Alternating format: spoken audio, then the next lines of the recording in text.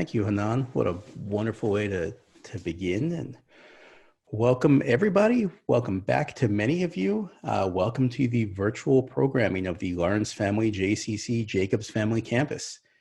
Tonight's event is a presentation of the San Diego International Jewish Film Festival.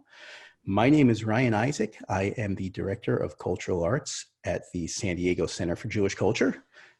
And welcome, here we go. Like we said, this is our second week of virtual programming, and I hope that we are finding everybody happy, healthy, and strong. People I can see out there, everybody looks okay. Everyone looks happy. And let me just say, as long as we are all inside, we will continue to provide this kind of programming. So as long as we have to be indoors and in our homes, the Arts and Ideas programming, the JLearn programming, the film programming that many of you have come to enjoy will be available. And it's our pleasure to bring it to you.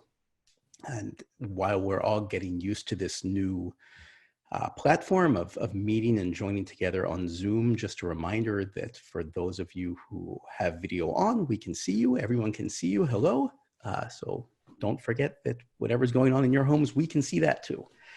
We have muted everybody. It's just a good way to keep things quiet for our guests and so that everybody can enjoy this in relative quiet. And yeah, that's our Zoom protocol. Tomorrow, we are going to be joined by klezmer violinist Alicia Spiegels. Actually, Alicia, just like Hanan tonight, will be joining us from New York. So a couple late night guests for us. We'll thank her and thank you, Hanan, for staying up late for us. I do want to take a moment and thank our underwriters, the underwriters for the Arts and Ideas season. Without their support, none of this would be possible, whether it's on the stage at the Garfield Theater or coming to us here, Zoom, in this new way of doing it. Tonight, like I said, and like you've already heard, we have Hanan Harchol.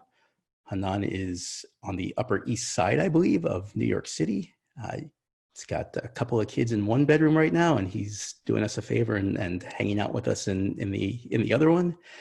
Hanan is a friend of the Lawrence Family JCC and no stranger to the film festival, to the Joyce Forum, and I believe he's also displayed his animations before out here in San Diego. So we look forward to the day, Hanan, that we can see you again in person out here in San Diego. And it's just interesting to know that the pandemic that has confined us all to our homes has united us nationally through this new platform. So it's a fun time to view the silver lining here and see how we're able to connect to talented artists, not just locally, but nationally as well. Hanan is an artist, a filmmaker, an animator, and as you heard, a professional classical guitarist. He could probably entertain us for the next 24 hours without ever having to do the same thing close to twice. He has a film that is just about to be released. We'll talk about that at some point this evening. It's a live action feature film called About a Teacher. It's about his time as a teacher teaching film to inner city children. Really, without any further ado, I'd like to welcome and introduce Hanan, please. Hanan, how are you doing? How's everything in New York? Doing great. Thank you so much for having me. This is a real privilege. And I was actually in San Diego several years back with a solo museum exhibition. I was staying there with Joyce Axelrod and Joe, and San Diego just has such a wonderful, wonderful community. So I've screened my animations there. I had a solo exhibition there, and what a beautiful place to live. I remember just the weather is always perfect every day. So it's like paradise. So yes, it's a little bit cramped here, especially that we're here every day, all day. I also have asthma, so I'm kind of in the high risk group. So I've been here quarantined for a while. Thank God my family and I are all healthy. But as you mentioned, I teach at a public high school, and I already know of several kids whose parents have contracted the virus. So it's a pretty scary time. And I'm still teaching public high school, and I teach remotely through something called Google Meet, which is very similar to Zoom. So it's an online platform, and that's going well. But of course, I miss being in the classroom and interacting with the kids, one-on-one in that way. Thank you so much for having me here. And I'm going to kind of give you an overview of what I'm going to be talking about today. I'm going to be sharing one of my animations, and I want to talk about the history of the animations.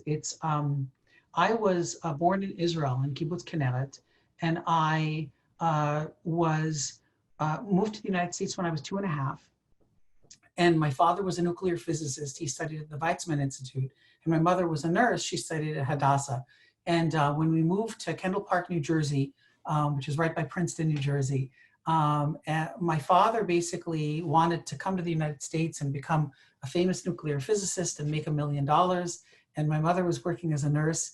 And I had absolutely no connection to Judaism whatsoever. I knew that I was Jewish, but it wasn't connected to anything, any kind of text or anything. And if I would ever mention God, my father would say, religion and God is shtuyot. Shtuyot is Hebrew for nonsense. So, but the irony is that whenever he wanted to prove some kind of point, he would say, even in the Bible it says, so he would use the Bible to kind of prove his points, but religion was shtuyot. And that was Judaism for me. But I knew I was Jewish, whatever that meant, but I definitely knew I was Jewish. When my parents got divorced, my mother decided we need to have something more Jewish in our life. So once a year, we would go to the free Erev Yom Kippur services at Princeton University. Just to hedge my bets, I would go, even though I didn't believe anything, but you never know. And also once a year, we would go to celebrate Pesach at Passover at a very Orthodox, religiously observant home of a friend of my mom's. And I really enjoyed the Passover Seder. So I was what's known as a twice-a-year Jew. And I'm going to fast forward all the way till I was 39, which is 11 years ago. I just turned 50. So 11 years ago, I started participating in a project that was funded by the Covenant Foundation. And the Covenant Foundation is a Jewish education organization. And what the project was, is they wanted to create a Passover Haggadah. And they brought in all these artists, and each artist would take one section of the Haggadah and make a short video, 3 to 4 minutes long, that would represent that section of the Haggadah. The idea is that at the end, they could play all of these videos together, all of these portions, and they would actually take us through a Passover Seder, but it would be a visual interpretation of a Passover Seder. So they brought all these contemporary artists to make these videos. And the video that I'm going to share with you is actually the first video that I made. So I just want to talk a little bit about what happened in that process. So the catch was, so first of all, why did I agree to do this video for Covenant Foundation? So in 2008, the economy crashed, as everyone knows, and I was making a living as a professional classical guitarist. I was playing at the Tavern of the Green and the Rainbow Room and all of these places, and all of a sudden I got fired from all of the places because the economy crashed. Very similar kind of to now, where everyone's being laid off. The first thing to go was the musician. So I thought to myself, well, I know exactly what I'll do because I'm going to get married next year. This was in 2008. I knew I was getting married in 2009 and we wanted to have a family. So I said, I'll just become a high school teacher. It'll be really easy. I'll get out at 2 p.m. every day. And, I'll make my artwork because I'd majored in art. So I'll teach till 2 p.m. and then I'll make my art from 2 to 10 and I'll have a secure job. So for the first year teaching high school, first of all, I wanted to quit. I thought I was having post-traumatic stress syndrome. I was waking up in the middle of the night screaming, and I'll get to that about the movie. It was the most horrific thing that had ever happened. And I was sure that I was going to be making artwork, and then all of a sudden I get a call or an email, I think it was, from a friend of mine, Ilana Trochtman, and she said, they're getting all these artists together to do these, this project. Would you be willing to do an animation? And, I asked, how much does it pay? And she said, well, $1,000. And I'm like, you can't do an animation for $1,000. I mean, it's for anybody who's done animation, it's tens of thousands of keyframes and drawings. And it's thousands of hours of work. It amounts to, I don't know, 10 cents an hour or something. So, but I agreed to do it because I hadn't made any artwork for a year. And I said, at least this way I sign a contract and I'm going to, by the end of the year, I'll have an animation, I'll have made some work. So I signed the contract and there was just one catch. And the catch was that you had to meet once a month for a text study with Rabbi Leon Morris. So all of these artists get together, and some of them were very religiously observant, and some of them were like me, like a twice-a-year Jew, and some of them were atheists. And we all got together once a month around this rabbi, and he would hand us these texts, and we would read these texts and have conversations for 2 hours. And I thought the conversations were going to be, this is what I did wrong, and this is what I did wrong, and this is what I did wrong, because that's the only association I had with Judaism. And instead, the conversations were about philosophy and psychology and the human condition. And I'm like, that's not Judaism. And but it was all of these texts that we were studying and then having these fascinating conversations. So it came time to make the animation. And I decided, well, we're reading all of these texts about Passover, and I've never read the Torah. So why don't I read Exodus? So for the first time at age 39, I pick up the Torah and I start reading Exodus. And first of all, a fascinating story, but what I particularly liked is underneath the story were all of these conversations of these rabbis arguing back and forth about what things meant. And this sounds like my parents arguing back and forth, you know, at the dinner table. It felt very, very familiar. And for those of you who celebrate Passover, you know, there's a section in the Haggadah where it says, you know, you shall discuss 3 things, you know, the Passover offering, the unleavened bread, the matzah, and the bitter herbs. And if you don't discuss these 3 things, you haven't had a Passover Seder. That's like absolutely essential. So I'm reading Exodus and Parshat Bo, all of a sudden they mention those 3 things. And I'm like, wait, that's where it comes from? So this thing in the Haggadah that we would go to Little Prince's service, it's connected to this text that's thousands of years old. I couldn't believe it. There was just this attachment. So I decided, like, there's something there. And I was asking myself, why the bitter herbs? Okay, I get the unleavened bread, right? They were in a rush. And I get the Passover offering, but why the bitter herbs? Why are the bitter herbs so important?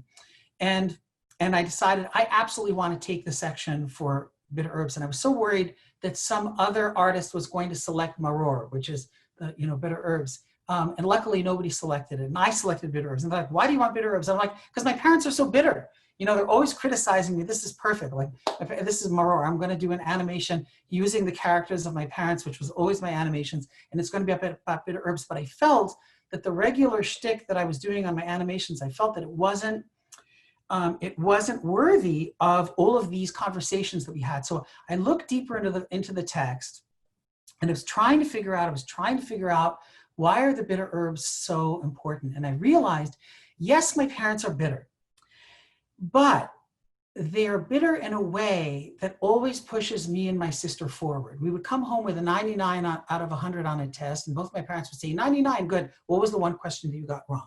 So there would be kind of this bitterness, but it was always to kind of push us forward. And whenever we were really suffering, if ever we were in any kind of real trouble, our parents were always there to help us. So they were pushing us and they were criticizing us, but they were also very hopeful for us. And I tried to figure out how that fits in, that maybe somehow there's something in the bitterness that if you really experience the bitterness, and get through the bitterness, if you get through this difficult time, yes, this is a difficult time right now, especially now, the time that we're in. It's such a difficult time. But maybe if we can get through this bitter time, maybe we can ultimately come out of this with some kind of higher truth or higher meaning or a deeper existence or a deeper appreciation and gratitude for what life is by coming through the hard times. Does this make sense? If yes, just make like a thumbs up or something. Okay, so I'm going to show you this first animation that I did for the Covenant Foundation and then tell you what happens. So I'm going to share all the links. Please remind me at the end to share all the links in the chat so you can have them. But for now, I think the easiest thing is to share the screen. The animation is going to be a little choppy because of that, but I think the most important thing is to hear the audio.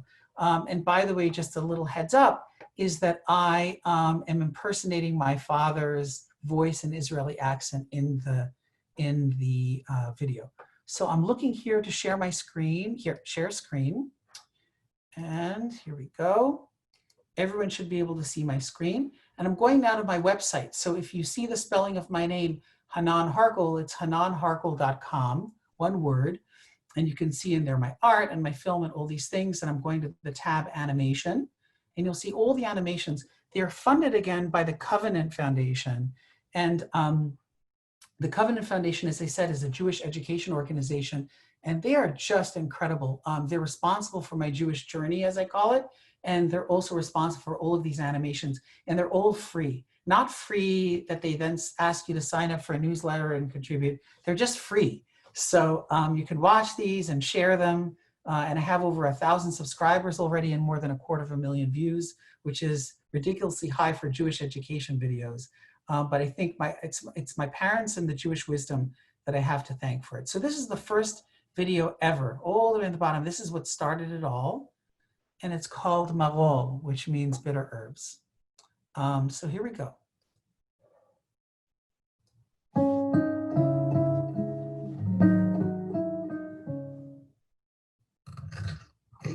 Daddy, what are you eating? Horseradish. Raw horseradish? Are you crazy? Ugh.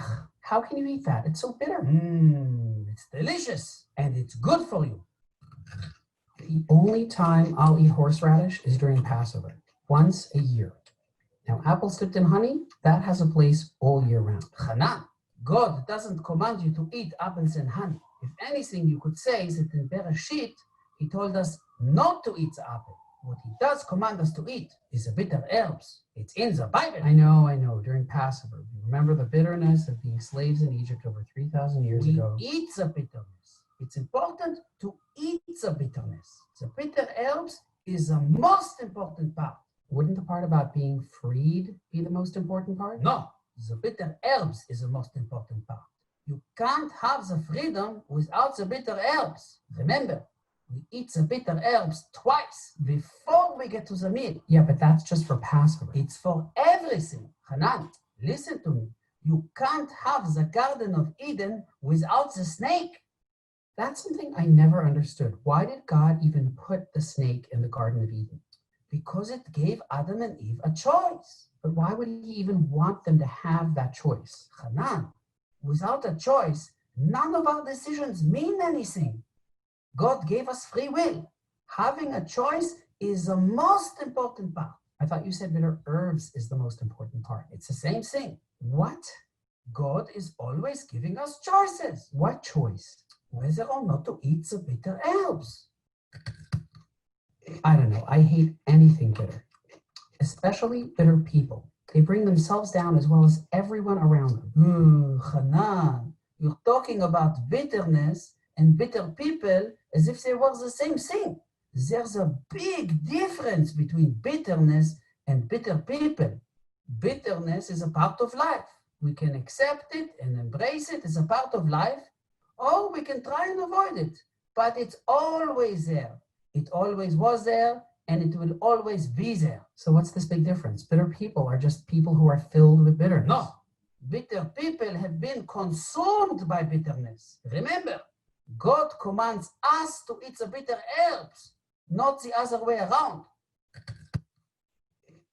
So why would you willingly choose to eat bitter herbs outside of the Passover Seder? Are you trying to punish yourself? Hanan, bitter herbs are not a punishment. They're nutritious. They're good for you. But even in Passover, we eat the bitter herbs together with matzah or dipped in charoset. Don't you think that eating bitter herbs just raw like that might make you a little bit bitter? All great things come with a risk. Remember, there can't be a Garden of Eden without a snake, but God always gives us a choice. If you choose to eat the bitterness and really taste it so that the taste fills your mouth, you eventually come to the most important choice, which is whether or not to believe. Believe? Hanan, when life serves you nothing but bitter herbs, and you choose to believe anyway, even though all you can taste is bitterness, even when everything in life is telling you not to believe, and you still believe anyway, there's a name for that in Hebrew. Emunah. What does emunah mean? It means faith. Is that why God commands us to eat the bitter herbs? I don't know. Ask God. Give me some of that horseradish. It's delicious and it's good for you.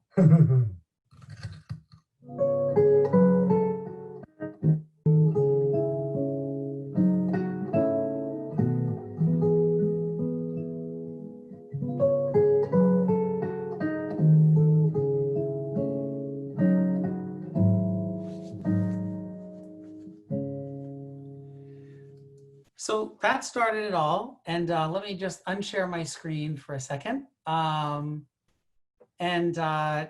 then what happened was they played all of the films. And when it got to the Marora part, everyone in the audience spontaneously cheered. And the Jewish Week wrote a big article about the project, but they featured my animation on the cover of the article, and half the article was about this animation. And I approached the Covenant Foundation then, and I said, I want to start making a series of animations in which I can take the wisdom out of these texts and make them accessible to people. And they said, we love it. We love your animations. Our only concern is you have no background in Jewish education or Jewish study. And I said, that's exactly why I should be the person who should be doing this. So I went to rabbis, and I would drive these rabbis crazy, and I would make an animation about a topic that I didn't understand. They would give me all these different texts to read. They would all be arguing with one another, and I would argue with them until they would give me something that would be so meaningful for me that I felt this is something that I need to share with other people. So if I can, I think I have an hour, right? So I'm going to show you just the beginning of one of the first animations that I did as part of the project, and just know that you can watch all of these animations for free. I'm not going to play the whole thing. I'm just going to play the first part of one of the most popular animations so you can see what the series looks like, and hopefully it'll whet your appetite to watch other episodes as well. So I'm going to share the screen again. And again, I'm just going to play now the first three minutes or so of one of the animations here. This one is on forgiveness. And many of you might have seen this, but I'm going to just play the first 3 minutes. It's very entertaining. So take a listen to this.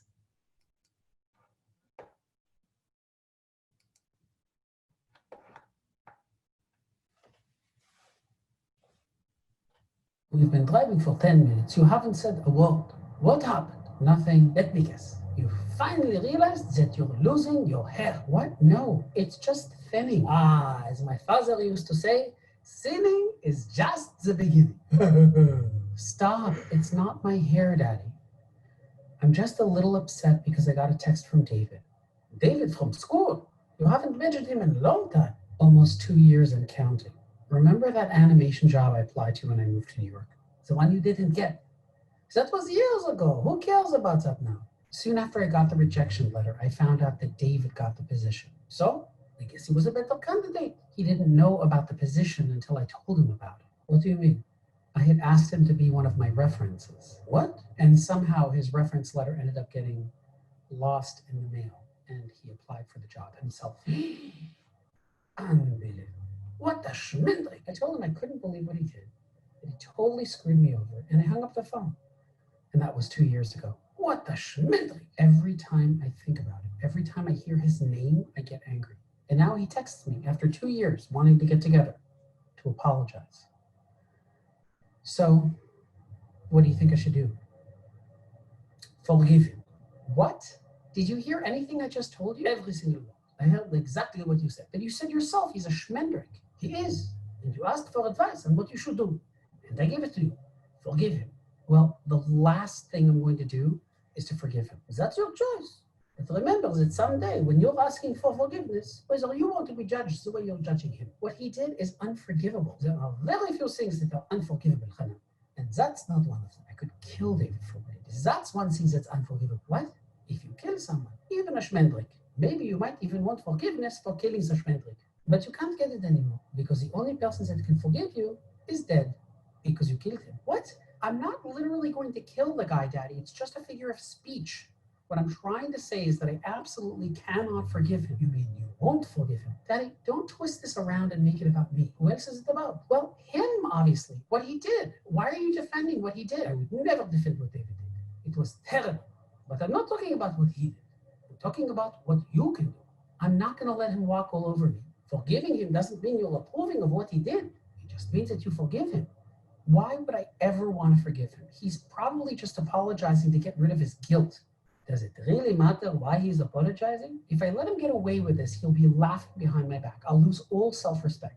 How is your self-respect connected to what he did or does? If people heard I forgave David, they'll think I'm the schmendrick. When are we going to talk about you? I thought that's what we've been doing. First, you're worried about him laughing at you. Then you're worried about what other people think of you. That's not you. That's your ego. Whatever. Even if I were to forgive him hypothetically, I would still be angry with him. You know, that's not really forgiving him then. What do you mean? If I forgive him, I forgive him. That's maybe how it works when you give a homeless guy on the street $1. Even if you don't really want to give him the $1, you still gave him the $1 and helped out the homeless guy. But that's not how forgiveness works. You have to really mean it. And if you're still angry, then you can't mean it. I just hope he's paying you the rent. Paying me? He stole from me. He's not paying me anything. What rent? What are you talking about? Talking about the fact that he's living inside your head. He's obviously picking up a lot of rooms there. I mean, when did this happen? 2 years ago? And you're still talking about him?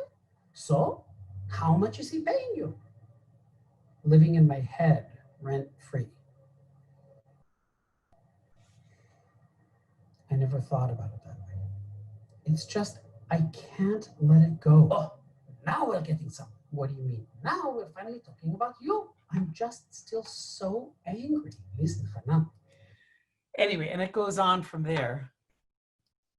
It's in that animation are more than 100 Jewish teachings. And again, what I want to point out about this series is, you know, I would go to Erev Yom Kippur services and they would say how important it is to forgive. And if someone apologizes 3 times and you don't forgive them, then the sin is on you. I don't know if you guys are familiar with, you know, those teachings and forgiveness. But no one ever explained why it's important to forgive. And suddenly within the Jewish teachings, if you really look into them, you realize that one of the many reasons it's important to forgive is if you hang on to that anger and you don't forgive, there's a certain personal cost that happens there by hanging on to that kind of resentment. So this was taught to me by a very wise rabbi and various texts and things like that. So the animations have these deep Jewish wisdoms, but they're all made very accessible.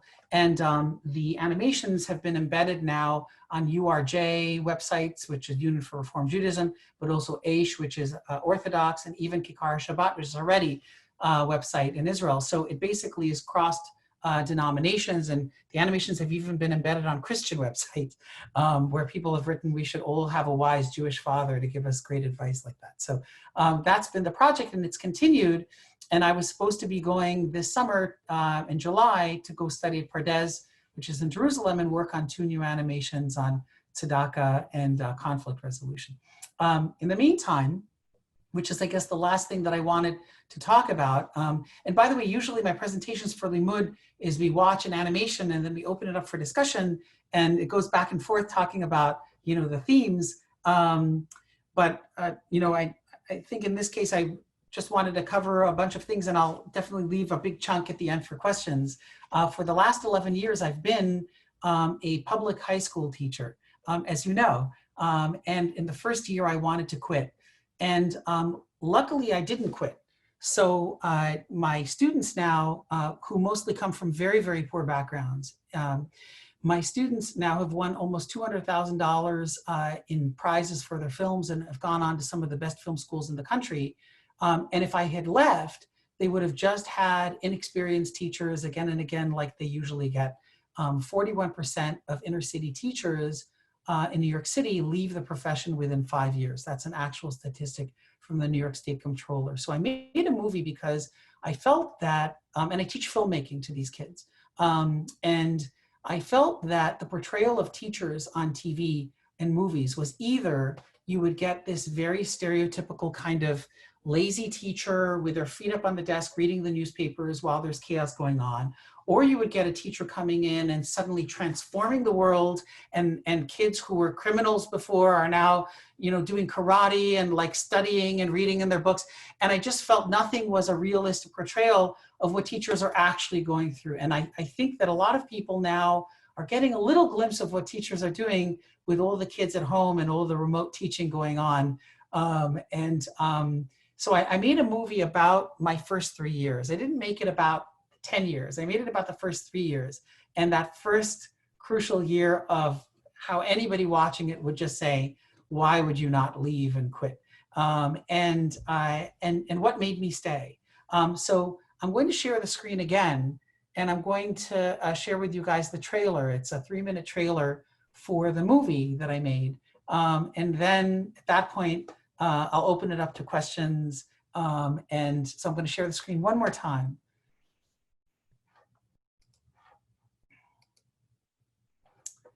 So here we go. All right. Something went wrong. Let's see here. Let me see. Here we go.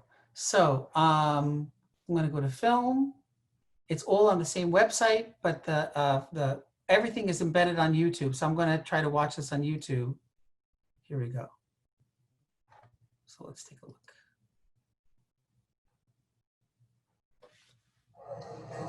Tell me something, how are they even letting you teach? I have a master's from the best MFA program in the country. It's high school.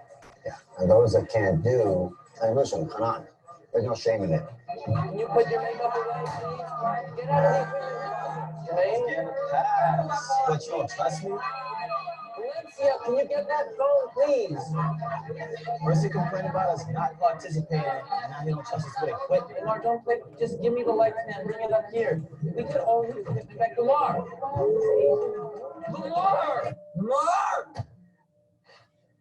It is not your fault, okay? It's the first year. The students must be coming up with the questions, the criteria, and most importantly, they must be leading the conversation. Where's the teacher in all of this? The teacher, Mr. Harrison, is supposed to be guiding the discussion by asking metacognitive questions that promote critical thinking. Okay, class, you have 2 minutes to complete the do now. It's on the board. Listen up. You guys listen up. Okay, class. Everybody, I have a do now on the board. You have just a couple of minutes. Of course I talked to them. What do you say? Well, to be honest, I have to tell Shannon to put her makeup away and Jermaine to stop messing around with the chairs. And Mateo just sleeps in my class, can't talk to him. All right, thanks, you guys. And don't forget to do your homework. Don't forget to suck my dick. I'm getting complaints Complaints? from students of yours. They're not motivated. Well, if your kids aren't motivated, it's because you're not motivated. I have a master's from the School of the Art Institute of Chicago. I'm not saying you don't know your craft, okay? I'm just saying you don't know how to teach. It's really quite simple. You group the students with differentiation in mind and have them use their student-developed criteria to evaluate their work using higher-order questions. I need you to settle down for a minute, please. Okay. Guys, you guys. I've never failed in anything before in my life. This is high school, it should be simple. Unfortunately, an observation report like this puts your position in jeopardy. They don't want to learn. And let me ask you this question. Why do they come to school? Beats the fuck out of me. Nobody prepared me for this. My student teaching was a joke. I learned just like everybody else does in the United States public education system. Trial by fire. You can't quit now, Hanan. If all else fails, you become a gym teacher.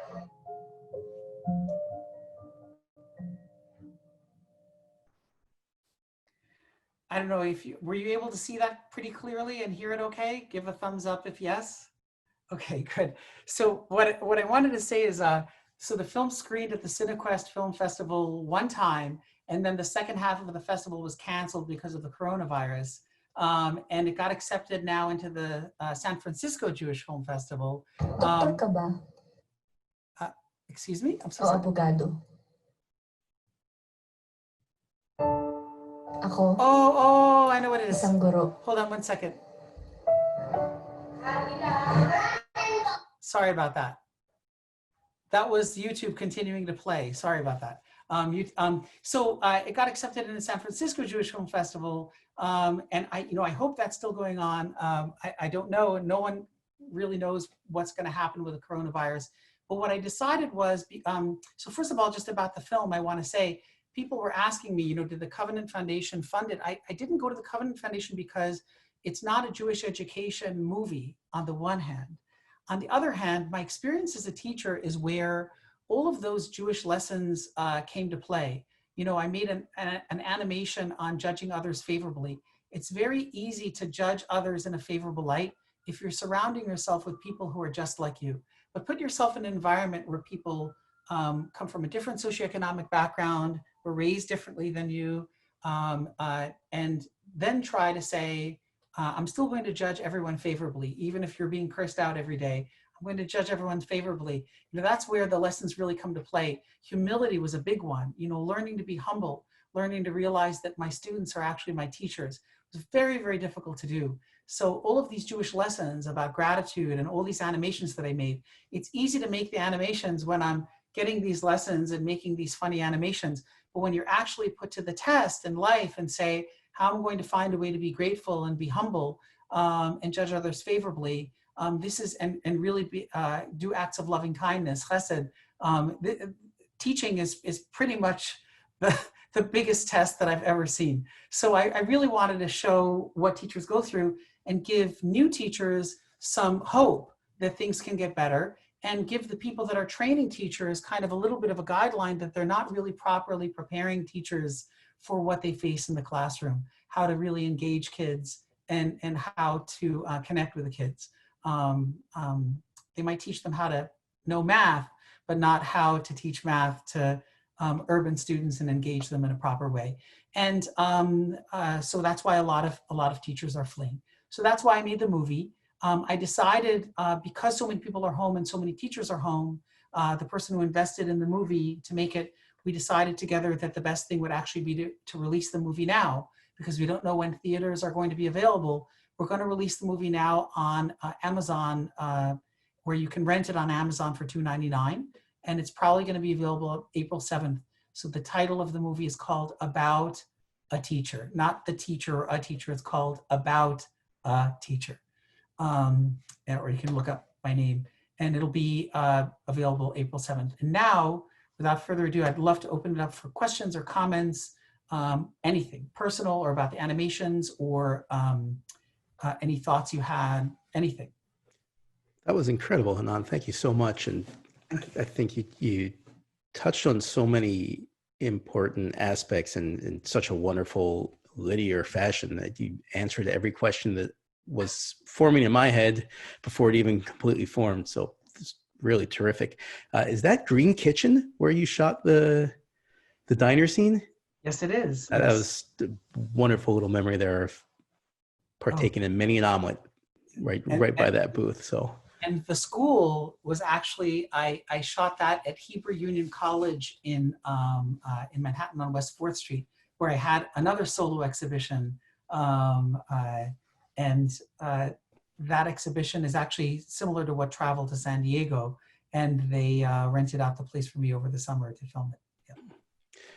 Anybody have any questions for those who have the video on? If you have anything, just raise your hand and we can unmute you. Otherwise, feel free to use the chat function. Let me ask you this, Hanan. Yes. In terms of releasing your film, that was starting to gain some momentum at the festivals, was that a difficult decision? Did you labor over that one? Yeah, so this is my first feature film, and you know, it cost a lot of money. Not just I didn't just get an investor and people donated money, but I also put a big chunk of my kids' college savings. Movies are just they just suck up money. So it was a difficult decision. Thankfully, I spoke to the director of the San Francisco Jewish Film Festival, and he said that he's very much still considering showing my film as part of the festival, because he said the fact that you're releasing it under these circumstances, because everything is shut down and everyone's at home, it's kind of an understandable thing. And also seeing it on a screen, on a TV set is not the same as experiencing it on a beautiful DCP projection. you know, in a communal environment. But it was a very difficult decision. I wanted to have, you know, get a distributor and have a theatrical rollout and all of that stuff. But just everything died, everything stopped. You know, all these festivals, as you know, South by Southwest got, you know, just completely canceled. And you know, no one's supposed to be traveling. And then I thought, even if I do get into a festival, do I want to get on a plane? It's just, it's so difficult. And I started the movie 5 years ago. And at a certain point, I just felt it needs to be out there. And I thought that this is kind of this very unique time where people are appreciating teachers, hopefully. And teachers are also at home, and we kind of have this camaraderie. And I remember posting the trailer that you just saw on a private Facebook page of teachers. And in 2 days, it got more than 5,000 views and like hundreds of comments from teachers saying, where can I see the whole thing? Where can I see the whole thing? And people saying, this is the most accurate movie I've ever seen about teaching, and it's just the trailer. So I know that I did a good job. And it's almost, I really want fellow teachers to see it, new and old, and parents. So I think this is, in some ways, maybe I can find a little silver lining about this tragic situation that's going on. That's great. And I think you certainly do have an audience now. And yes, I see a hand also. Thank you so much. Yes, let's, Maxine, let me unmute you there. New York City teacher, Hanan. We saw you many years ago at Israel when you spoke and did a scholar in residence. It was wonderful. We'd love to have you back here. We are bi-coastal. We spend half the year here and half the year in Pennsylvania now. But we're so excited to see this movie. I can't wait. I can't wait until April 17th. This is just getting too exciting. Thank you. Thank you so much. Thank you. Yes, of course. And I remember it very well. And I'm happy to do more presentations. And I actually just got 2 invitations to do presentations virtually. And I said, I'm happy to do it. Absolutely happy. As I enjoy talking about the work. And I enjoy that more people, every time somebody sees it, they then share it with all of their friends. And it's really just spreading Jewish wisdom. And it's had such an effect on my life. And I'm really happy to share that with everybody. So thank you. And it should actually be April 7th, God willing. So not even 17th, April 7th. Just look for it on Amazon and share it with everybody. Thank you so much. That's a great kind comment. Thank you. Thank you. I know Sandra Silverstein, who is a member of our film selection committee, wanted to speak to you. So Sandra, take it away. Hi, Hanan. You know what? I met you years ago when you were at our festival, and I was the guest hospitality chair, and I drove you over to Joyce Axelrod's. Oh, wow. Thank you so much.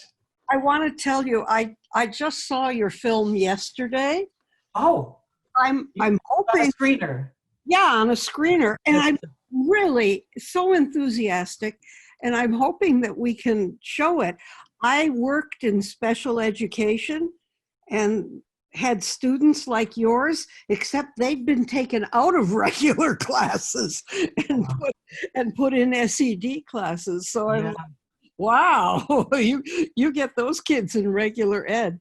But it was so thrilling when I discovered at the end that... Oh, don't give it away. Okay. I'm sorry. Don't give away the ending of the movie. No. I'm thrilled that you saw it, and that the surprise at the end is yes. Well, because I just was like, oh my goodness, and these kids are just like the ones I worked with. So anyway. Well, so just one thing that I can say. First of all, thank you. And one thing that I can say is that the title About a Teacher is an ironic title, because what Hanan has to learn is that it's not about him. It's about the kids. It's not the teacher's fault, because the teachers aren't properly trained or properly prepared. But I agree.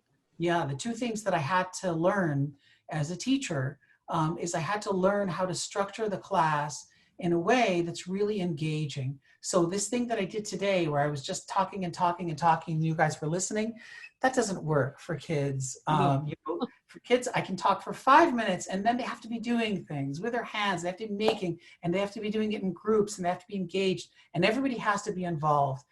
So I had to learn how to structure a class in an engaging way. No, And it was really so true to my own experience, because part of my job was, if a teacher was having a problem in a regular classroom with a particular kid, I was sent in to observe the kid, but of course you were also observing the teacher. of course, It was so obvious that, I don't know, you know, in some ways it's not your education, it's your instinct. that's right. And, yeah, Well, it really, yeah. yeah. Yeah, you're absolutely right. And of course that second element is, you know, learning how to connect with the kid by making the kid in charge and saying, I'm going to let them run the class. I'm going to let them run the content, and I'm going to let them figure it out. And the minute you really value somebody's voice, I'm gonna bring in again another little Jewish nugget teaching, but Rabbi Nachman, he is very popular in the Hasidic community, and he says that every person, no matter how rotten the person is, every person has some light inside of them, right? A little nugget of light. And that your job, your responsibility is you have to focus on that light. And if you focus on that light and focus on that light and focus on that light, what ends up happening is that light starts to grow. And eventually the light starts to grow so much that the person recognizes that light in themselves too. And then they focus on their light instead of the other aspect. And it's so, so true. You know, if you focus on what you absolutely love about the kid, what's absolutely great about the kid, they'll start to focus on it too, because people want to be successful and they want to be loved. They want, but you know, people also develop also really hard shells around them. You know, when there's a student who lost his father at age 4 to a rival gang and had to teach himself how to be a man, they build a certain shell around them, you know, but once they trust you and once they see that you really believe in them, and you structure a really engaging class, things can begin to turn around. And why do they not teach teachers this? That I don't know. Because I know my wife is from Europe, and in Europe, in many places in Europe, they have teachers with a very experienced teacher in the classroom for 2 years, so that the experienced teacher for 2 years can do exactly what you're saying, observing them and letting them know how to improve for 2 years. And then they slowly let go of the reins. So we spend billions of dollars. In Europe, kids don't necessarily graduate. If you go to middle school in most European countries, that's it for you. So I have grandchildren in Switzerland, so oh, wow. I've seen them through the process. Well, I'll shut up, but thank you so much. I really enjoyed the film. Thank you very much. They're going to be writing an article about it in the Times of Israel, and I have 3. I just did another interview for the LA Journal something, and I have 2 more interviews scheduled. So hopefully this is the beginning of a big rollout. So any other questions or comments? Or I can play you another song. I can play you. We got, I think, 2 questions out there. Rob, I see you. I'll get you next. Joyce Axelrod, who's here, Joyce wanted you to speak a bit about your one-man show at the Godolph Gallery some years ago at our very own Lawrence Family JCC. Yes. So can you tell us a bit about what that was? Yes, of course. Well, so as I was mentioning before, if you were here for the beginning, I said that I know the San Diego community really well, and that I had a solo exhibition there, that I was actually staying at Joyce's and Joe's place, and they were such wonderful hosts. And it was basically the exhibition that I had at Hebrew Union College, and we, the JCC of San Diego brought it over, and I presented the animations on a giant screen. And they also had these wall hangings that had many of the Jewish teachings, the text sources, so that you could watch the animation, but then also see, the Jewish texts and see what kind of helped to inspire these dialogues between the father and son. And it was so well received in San Diego, and the people in San Diego were just so wonderful to me, and so receptive to the exhibition. And actually, Joyce and Joe also even contributed some money to my film.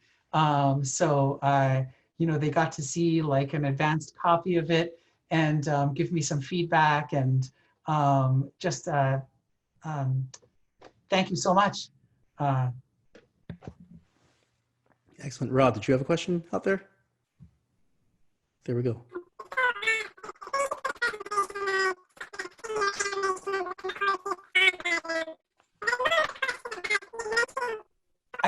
I'm so sorry, I can't hear you. Do you want to type out your question and then maybe I can read it in the chat?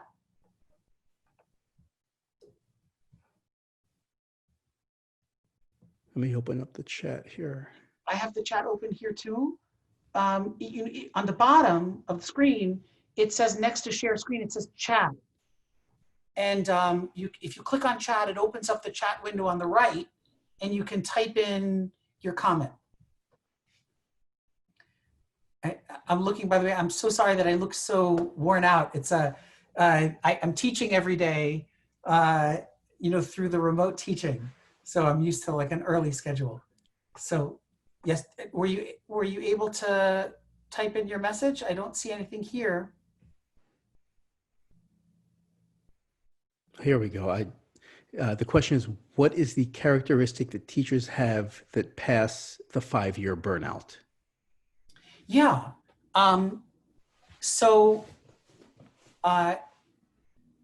You know, there's a scene in the trailer where it says, do you like your kids? And you have to make it about the kids. You have to make it about the kids.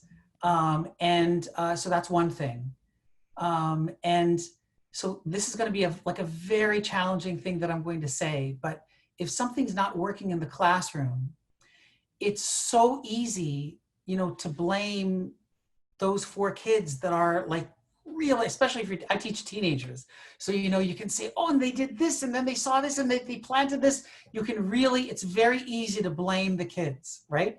But instead, what I have to ask myself always is, how could I have made the class more engaging or structure the class in the way that the kids wouldn't have even thought or had a chance to do that because they would have been so involved with what they're doing.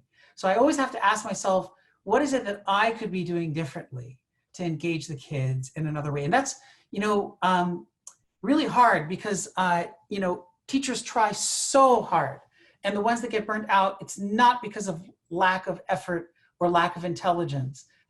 It's just, the ones that make it, you have to genuinely like the kids, and you have to constantly be asking yourself, how can I improve what I'm doing?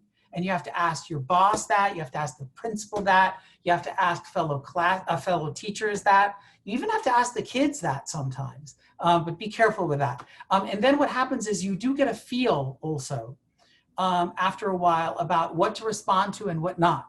So, you know, especially if you're going against urban kids that are gang members or have families that are gang members, you have to know when to engage them and when not. That definitely means you don't let them walk all over you, but you also know when to just ignore a comment.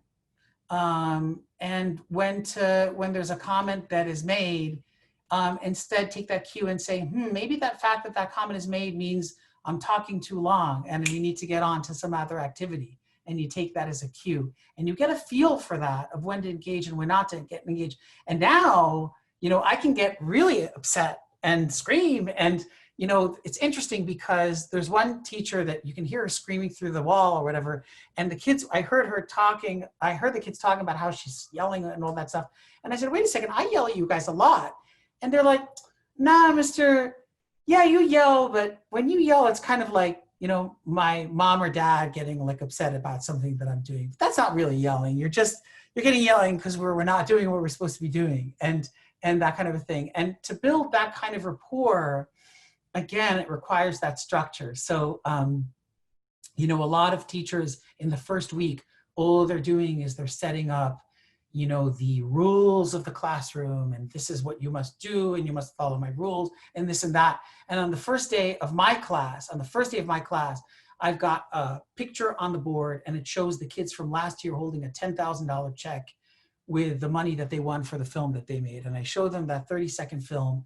And I said, these kids wrote that film, they filmed that film, and they edited that film.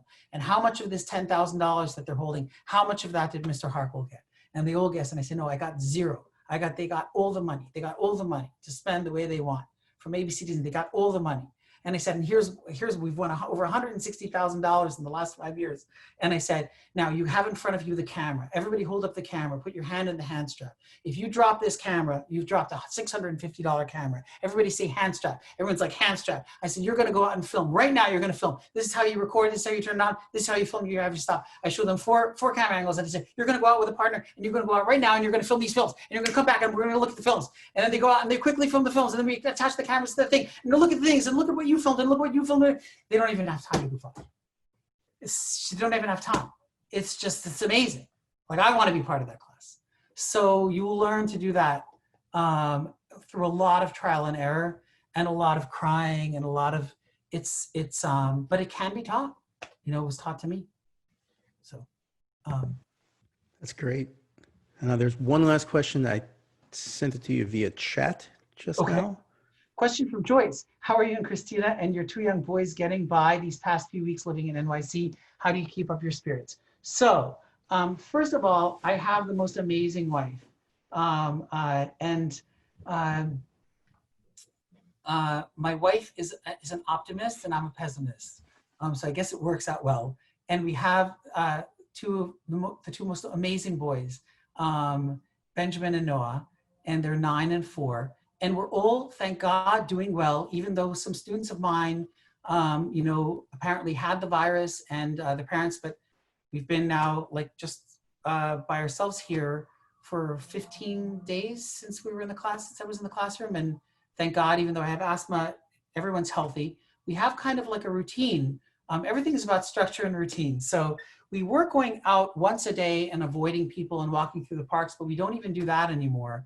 We just open up the windows and we do this exercise. Sometimes I do Tai Bo, which is Billy Blanks from like 1990. I look it up on YouTube. And sometimes we do this guy from England named, what's his name? He's going viral now. So we do him. So we do exercises every day. And we're trying to eat less because we're not moving around. So we're gaining weight. The kids are having a blast. We play games with them. They do homework. We make music together. Christina plays piano. I play guitar. We play lots of Trouble, the game Trouble, and card games and drawing. So everyone's doing great. But it is trying. And the main thing is it's scary. It's scary how fast it's spreading. At 7 o'clock, we open up our windows and we cheer for the nurses. But everyone's basically, you know, staying put. I think that the most important thing is, you know, making sure that it doesn't keep spreading. But thank you for asking. Yeah, and we're in good spirits. Thank you.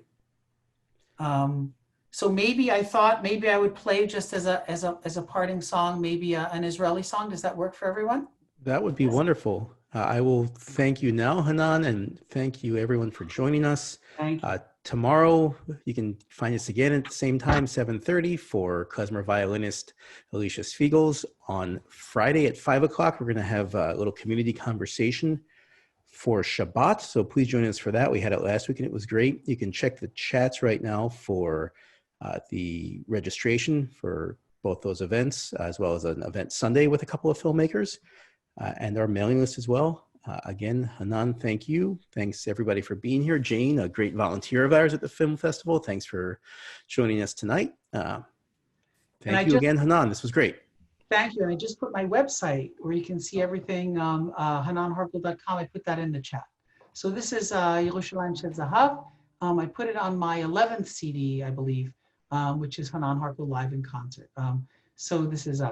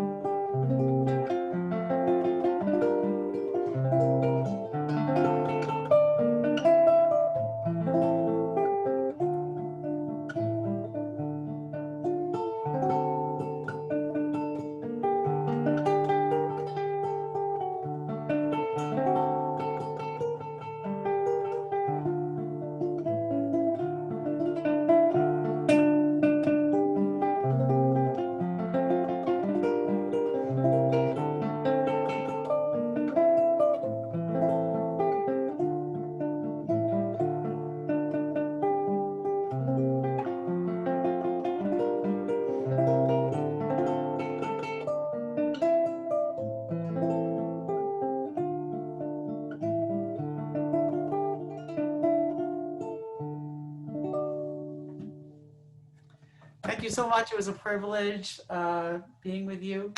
And thank you again. Thank you very much, Hanan. Stay safe. Everybody else, please stay safe. And we'll see you soon. Congrats on the film, Hanan.